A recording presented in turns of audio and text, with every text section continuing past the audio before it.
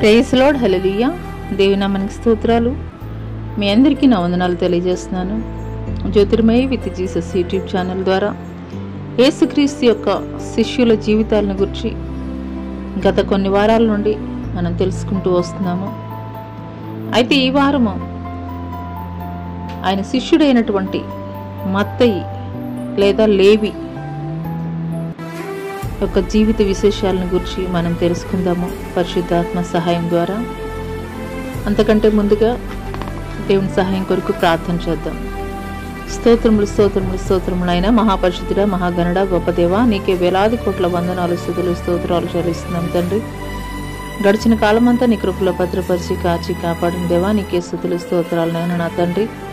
ప్రభా, ఆనాడు నాయన నా తండ్రి ప్రభా, నీ శిష్యులు ఏ రీతిగా తండ్రి ప్రభా నిన్ను వెంబడించారో తండ్రి ప్రభా, మీరు ఏ రీతిగా తండ్రి ప్రభా వారిని మీరు పిలుచుకున్నారో, ఏర్పాటు చేసుకున్నారో, ఎన్నిక చేసుకున్నారో తండ్రి ప్రభా, మీ చిత్తానుసారంగా పిలువబడినటువంటి వారు నాయన నా తండ్రి ప్రభా ఏ రీతిగా తండ్రి మీ పరిచర్య జరిగించారో తండ్రి. గత కొన్ని వారాల నుండి మీ యొక్క శిష్యుల జీవితాలను తండ్రి ప్రభా మీరు మాకు తేటతెల్లంగా తెలియపరుస్తుండగా తండ్రి ప్రభా, వినగలిగినటువంటి చెవుల్ని, గ్రహించగలిగినటువంటి హృదయాలని తండ్రి నీ చిత్తానుసారంగా జీవించగలిగేటువంటి జీవితాలని తండ్రి ప్రభా అయ్యా ఈ యొక్క సామాజిక మాధ్యమం ద్వారా ఏకీభవిస్తున్నటువంటి ప్రతి ఒక్కరికి నాకు కూడా దయచేయమని నా దృఢని ఏ సతి పుణ్య పరిశుద్ధ నామములో అడిగి వేడుకొంచున్నాం ప్రియ పరలోకపు తండ్రి, ఆమేన్. ప్రైజ్ లార్డ్ అండి. అందరికీ దేవుని నామం పేరిట వందనాలు తెలియజేస్తున్నాను. Praise Lord. మరి గత కొన్ని వారాల నుండి యేసుక్రీస్తు వారి యొక్క శిష్యుల జీవితాలను గురించి ప్రతి గురువారం పరిశుద్ధాత్మ సహాయం ద్వారా మనం తెలుసుకుంటూ వస్తున్నాము. అయితే ఈ వారము ఆయన శిష్యుడైనటువంటి మత్తయి అని పిలువబడేటువంటి లేవి జీవిత విశేషాలు అయితే గనక తెలుసుకుందాం. మొదటగా మత్తయి యొక్క పరిచయాన్ని గురించి తెలుసుకున్నట్లయితే యేసుక్రీస్తు వారి యొక్క 12 మంది శిష్యుల్లో ఈ యొక్క మత్తయి లేదంటే గనక లేవి అని ఈయనైతే గనక పిలవచ్చు. మత్తయి యొక్క జన్మ స్థలం ఎక్కడంటే కపెర్నహూము. మత్తయి యొక్క తండ్రి పేరు అల్ఫయి. మరి మత్తయి కపెర్నహూములో చేసేటువంటి ఉద్యోగం ఏంటంటే గనక పన్నులు వసూలు చేసేటువంటి ఉద్యోగం అయితే గనక చెప్పవచ్చు. హల్లెలూయా. రోమా ప్రభుత్వ అధికారంలో ఈ యొక్క మత్తయి పన్నులు వసూలు చేసేటువంటి సుంకరిగా అయితే గనక మనం చెప్పవచ్చు.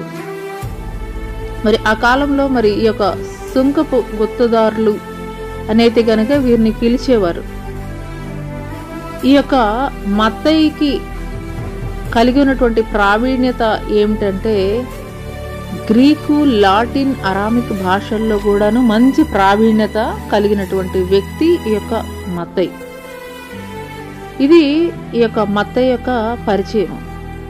మరి యేసుక్రీస్తు వారు మత్తయిని పిలిచినటువంటి విధానం అయితే కనుక మనం తెలుసుకుందాము.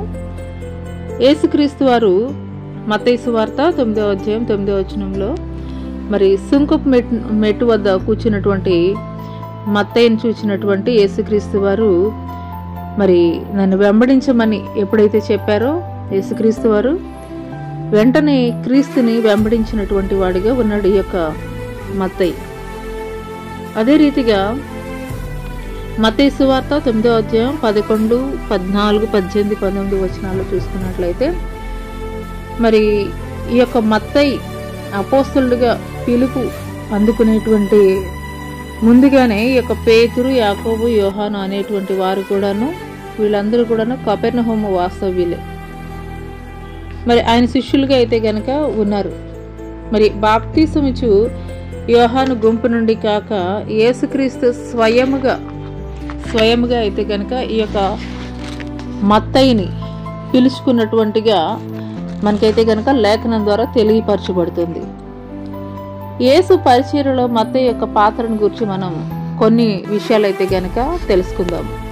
మత్తయి సువార్త 9వ అధ్యాయం 10వ వచనంలో మనం చూసుకున్నట్లయితే గనక మరి మత్తయి యేసుకు శిష్యుడైన తర్వాత మరి ఆయన ఇంటికి భోజనానికి అయితే గనక విందు ఏర్పాటు చేసి మరి అనేక మంది సుంకర్లను పిలిచి మత్తయి ఏ రీతిగా మరి ఆ యొక్క పాపం నుండి విడిపించబడ్డాడో అదే రీతిగా ఇతరులకు కూడా రక్షించబడాలని ఆ యొక్క విందు ఏర్పాటు చేసినటువంటి వాడిగా అయితే గనుక మత్తయి సువార్త 9వ అధ్యాయం 10వ వచనంలో అయితే గనుక మనం చూస్తాం. అంటే రక్షింపబడినటువంటి ఈ యొక్క మత్తయి అనేకులకు తన యొక్క రక్షణ సువార్తని తెలియజేసినటువంటి వాడిగా ఉన్నాడు. నేటి దినాల్లో రక్షింపబడినటువంటి నీవు నేను కూడా చేయవలసింది ఏంటంటే, రక్షింపబడినటువంటి నీవు ఆ దినము మత్తయి యేసుక్రీస్తు వారు పిలిచిన తర్వాత ఏ రీతిగా రక్షింపబడ్డాడో అదే రీతిగా నీవు నేను కూడా రక్షింపబడినటువంటి నేను అనేకులకు ఈ యొక్క రక్షణ సువార్తని తెలియపరచవలసినటువంటి బాధ్యత మన మీద ఉన్నది. అదే రీతిగా యోహాను సువార్త 13వ అధ్యాయం 3-4 వచనాల్లో కనుక మనం చూసుకున్నట్లయితే అక్కడ యేసుక్రీస్తు వారు మరి సైనికులకి అప్పగింపబడే ముందు ఆయన ఒక భోజన పంక్తిలో నుండి లేచి మరి తన పై వస్త్రాన్ని తీసి అవతల పెట్టి శిష్యుల యొక్క పాదాలు కడిగినట్లుగా అయితే కనుక మనం చూస్తున్నాం. ఇది తగ్గింపు జీవితానికి సాదృశ్యంగా ఉన్నది. అంటే తను తాను హెచ్చించుకునేవాడు తగ్గించబడును, తనను తాను తగ్గించుకునేవాడు హెచ్చించబడును లేఖనం తెలియజేస్తున్నటువంటి రీతిగా యేసుక్రీస్తు వారు ఒక మాదిరి చూపించే నిమిత్తమే యేసుక్రీస్తు వారి శిష్యులు పాదాలైతే కనుక ఆయన కడిగినట్లుగా ఇక్కడ తెలియజేయబడుతుంది. అదే రీతిగా నీవు నేను కూడా హెచ్చించబడాలనంటే మనం కూడా చేయవలసింది ఏంటంటే తగ్గింపు జీవితాన్ని కలిగి ఉండాలి. క్రీస్తుని కలిగి ఒక మాదిరికరమైనటువంటి జీవితాన్ని కలిగి ఉండాలనేటువంటి సందేశాన్ని అయితే కనుక దేవుడు తెలియజేస్తున్నాడు ఈ యొక్క పరిచర్య ద్వారా. అదే రీతిగా యేసుక్రీస్తు వారు పునరుద్ధానుడైన తర్వాత యేసుక్రీస్తు వారు శిష్యులందరూ కూడాను యూదులకు భయపడి ఒక గదిలో తలుపులు వేసుకున్నటువంటి క్రమంలో వారి మధ్యలోనికి వచ్చినటువంటి దేవుడు మీకు సమాధానం కలుగునుగాక అని మాట్లాడారు. మరి ఆ యొక్క గుంపులో ఈ యొక్క మత్తయి కూడా ఉన్నారు. అదే రీతిగా తిబిరియా సముద్ర తీరాన మరి చేపలు పడుతున్నటువంటి క్రమంలో యేసుక్రీస్తు వారు అక్కడికి కూడా వచ్చి వారిని దర్శించినట్లుగా అయితే గనక మనం చూస్తున్నాం. మరి పరిశుద్ధాత్మను ఏ రీతిగా పొందుకున్నాడనే విషయాలను అయితే గనక మనం తెలుసుకుందాం. హల్లెలూయా.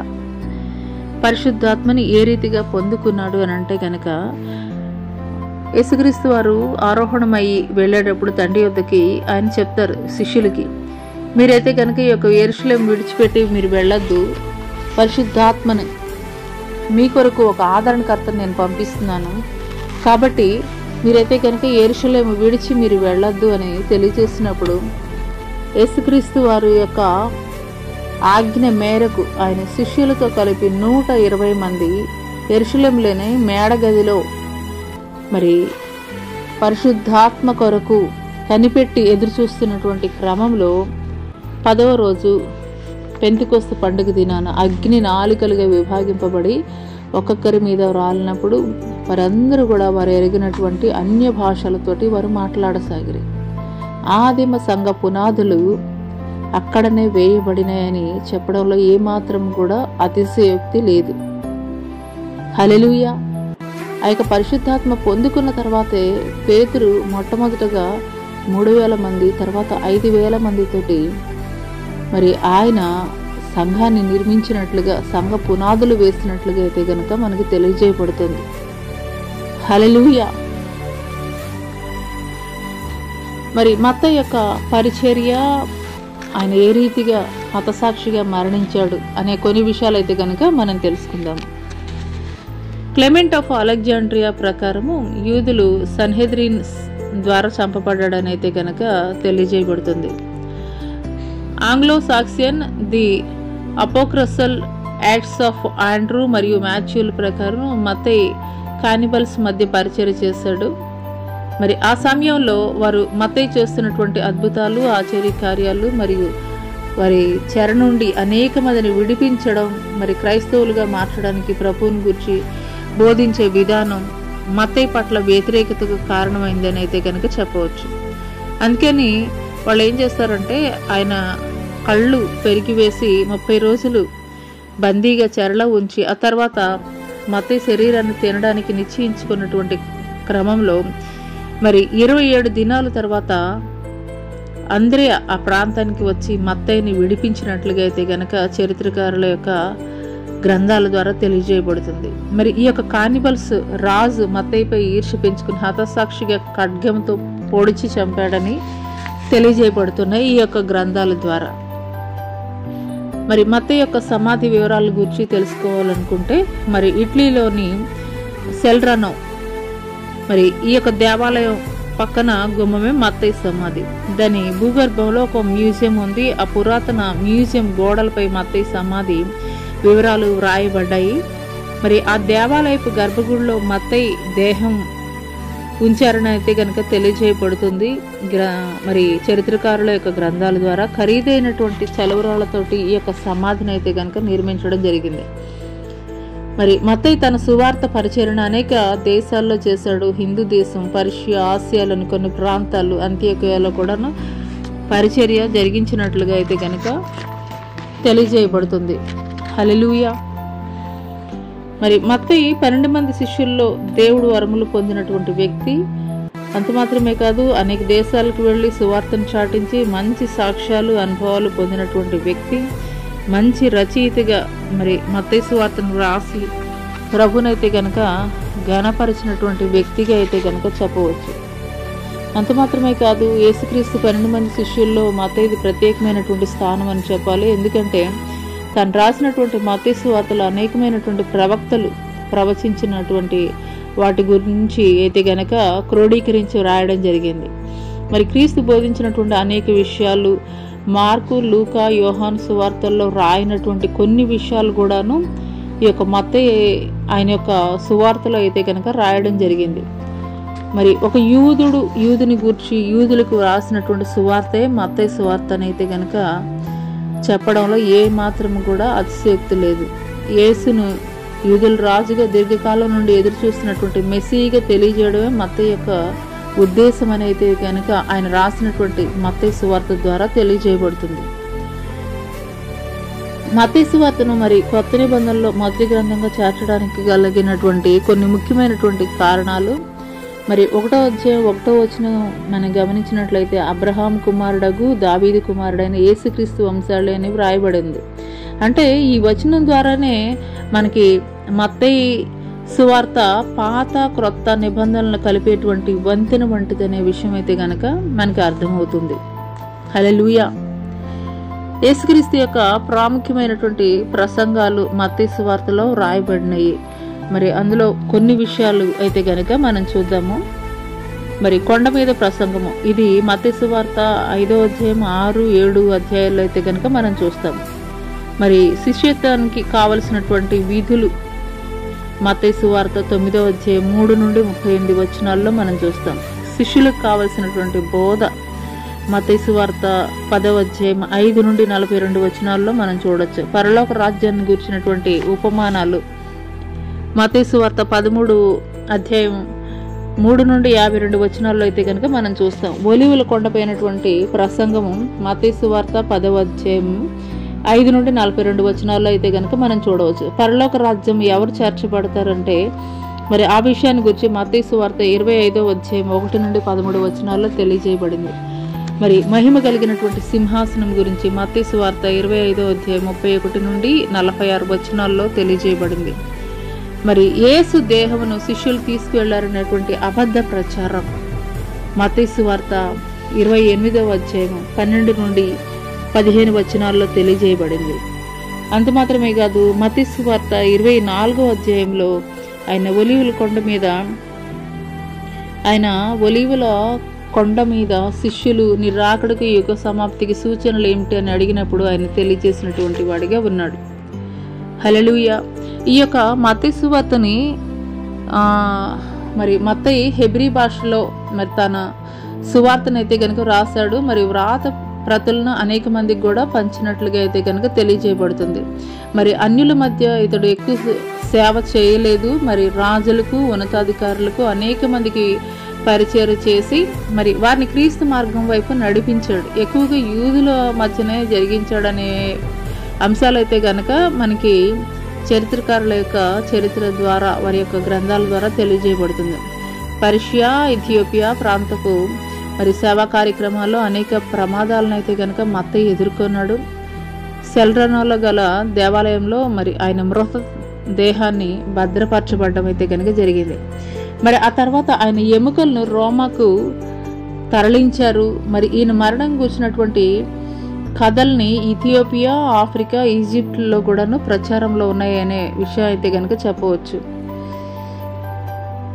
ఇథియోపియాలో మరి క్రీస్తు శకం 90లో రాళ్లతో ఘోరంగా కొట్టబడి శిరఛేదనం ద్వారా హతసాక్షిగా క్రీస్తు శకం 90లో మరణించినట్లుగా అయితే కనుక తెలియజేయబడుతుంది. హల్లెలూయా, హల్లెలూయా.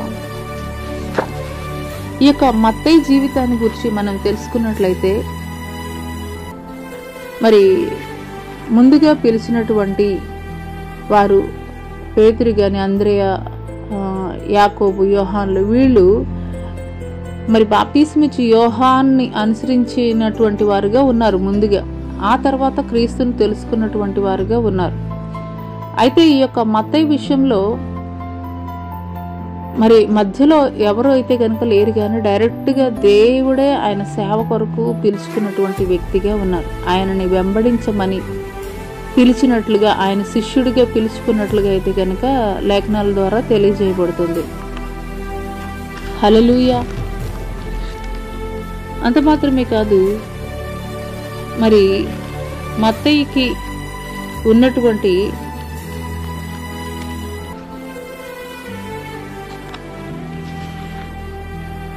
ప్రత్యేకమైనటువంటి లక్షణం ఏంటంటే మరి యూదుల్లో ఆయన పరిచర్య జరిగించాడు.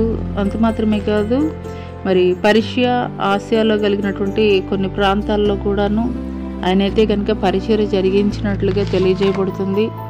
అంత మాత్రమే కాదు, యేసుక్రీస్తు వారి యొక్క సువార్త పరిచర్యలో ఆఖరికి ఆయన ప్రాణాలని సైతం త్యజించడానికి కూడా భయపడినటువంటి వ్యక్తిగా, హతసాక్షిగా మరణించినటువంటి వ్యక్తిగా అయితే కనుక మనం చూడవచ్చు. హల్లెలూయా. దేవుని యొక్క పిలుపు నీకున్నదా? దేవుడు తన పని కొరకు, తన పరిచర్య కొరకు పిలుచుకున్నప్పుడు నువ్వు నిర్లక్ష్యంతో ఉంటున్నావా? వాయిదాలు వేసేటువంటి తత్వంతో నీవు ఉంటున్నావా? అయితే మత్తయి యొక్క జీవితం ద్వారా దేవుడు మనకి తెలియపరుస్తున్నటువంటి విషయం, మత్తయి ఏ రీతిగా దేవుడు పిలిచిన వెంటనే వెంబడించాడో, మత్తయి ఏ రీతిగా దేవుడు పిలిచిన వెంటనే విధేయత చూపించాడో, మత్తయి ఏ రీతిగా దేవుడు పిలిచినటువంటి వెంటనే ఆయన చిత్తానికి అంగీకారం తెలిపాడో, అదే రీతిగా నీవు కూడా ఆయన యొక్క పిలుపులో, ఏర్పాటులో ఆయన నిన్ను పిలుస్తున్నప్పుడు నిర్లక్ష్యం చేయక ఆయన చిత్తానికి నిన్ను నీవు అప్పగించుకున్నట్లయితే ప్రపంచాన్ని తలక్రిందలు చేసేటువంటి బోధ ఆనాటి శిష్యులు ఏ రీతిగా జరిగించారో అదే రీతిగా దేవుడు నిన్ను కూడా వాడుకొని పోతున్నాడు. అటు కృప దేవుడు నీకు దయచేయనుగాక. ఆమేన్.